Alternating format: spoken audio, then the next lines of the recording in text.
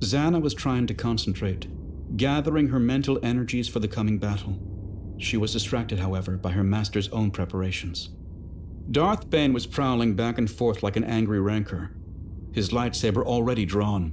She could feel the dark side building inside him, fueled by his rage, his never-ending hatred of the Jedi, his resentment toward Daravit for exposing them, his anger at her for leading the Jedi here to Tython. At any moment, she expected to see the bloodlust of the Orbalisks unleashed, but Bane kept his fury in check, saving it for the coming battle. Her master had led them back inside the stronghold to a large open room with an exit at either end. A single door would have been easier to defend, but he was wary of getting trapped. If the Jedi cornered them, they would settle in for a long siege and wait for reinforcements to arrive. As the last two surviving Sith, Zannah and her master did not have the same luxury, so it was important that they keep alternate escape routes open. The room was empty, completely devoid of any furniture. Based on that fact and its great size, 40 meters by 30, she guessed it had been built as some kind of practice arena or training center. In addition to the exits on either end, there was a small door on one of the side walls that led to a tiny dead-end room. It had probably served at one time as a storage closet for weapons, targets, and other implements used in drills or training. At Bane's instruction, she'd stashed the data card from the archives inside the closet, and her master had done the same with Belia Darzu's holocron. At her suggestion, Daravit was hiding in there too. He was unarmed, and he would be of no help to either side.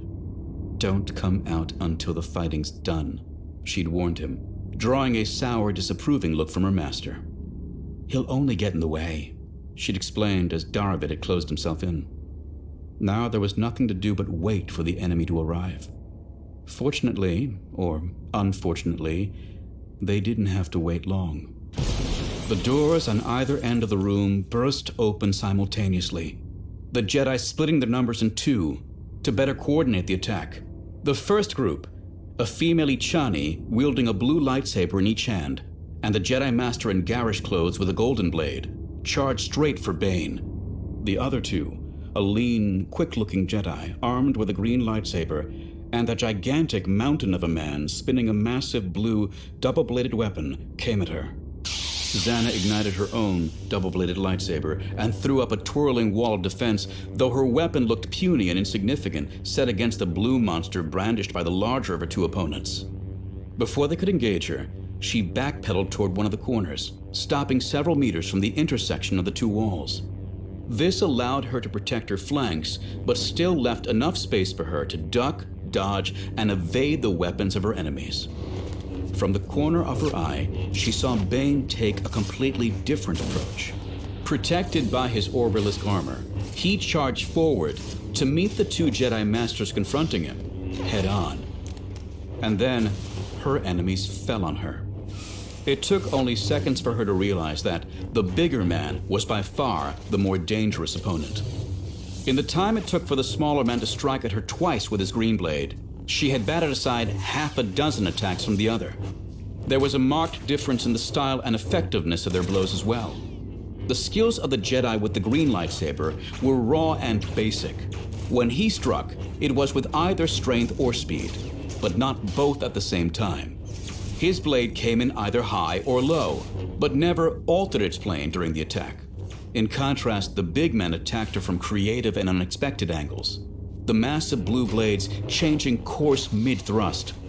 Each offensive was a model of lethal efficiency, quick and powerful strikes and counterstrikes that kept an opponent guessing.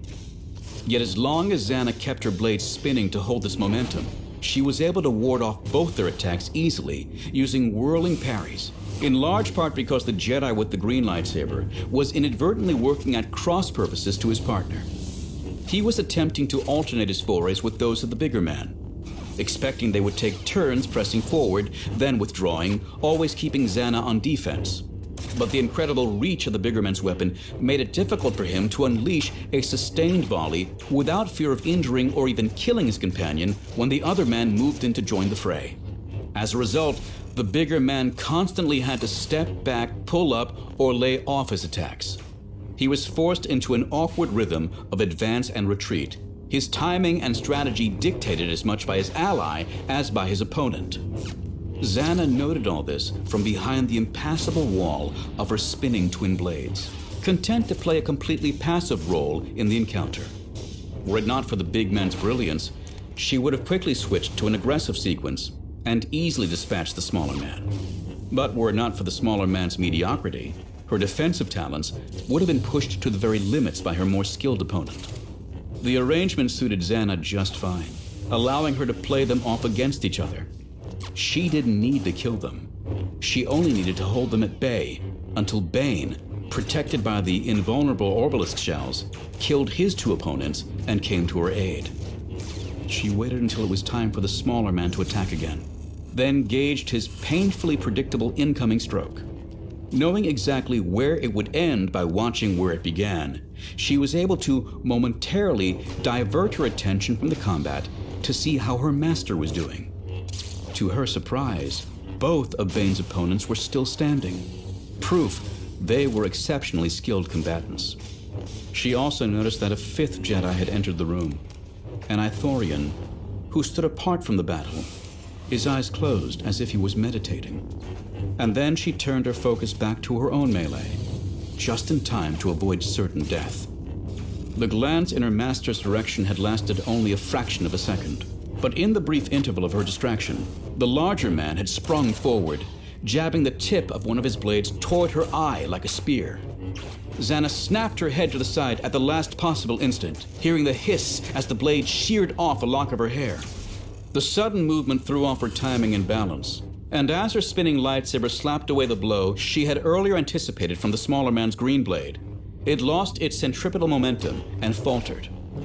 In the split second it took to roll her wrists and start the intricate whirling patterns of her blades again, she was vulnerable. The big man sliced high at her head, forcing her to duck, then chopped in low at her feet on the backstroke, causing her to jump before she could properly set herself. She avoided the swipe, but landed clumsily on her feet. Another blow rained down on her. With her body out of position, she was forced to block its path rather than deflect it to the side. The power of the impact sent her reeling, and she fell to the floor. The man with the green lightsaber saved her. He leapt in to finish her off, blocking his companion from doing the same. Against his pedestrian assault, she was able to regain her feet and slide into the sequence of moves that were the foundation of her virtually impenetrable style. There was a brief instant when she saw an opening, but rather than choose to kill the man with the green lightsaber, she let him live, knowing he was a greater hindrance to his allies than he was to her. From across the room, one of the other Jedi called out, "Johan! Saro! We need reinforcements!" "Go!" the big man shouted.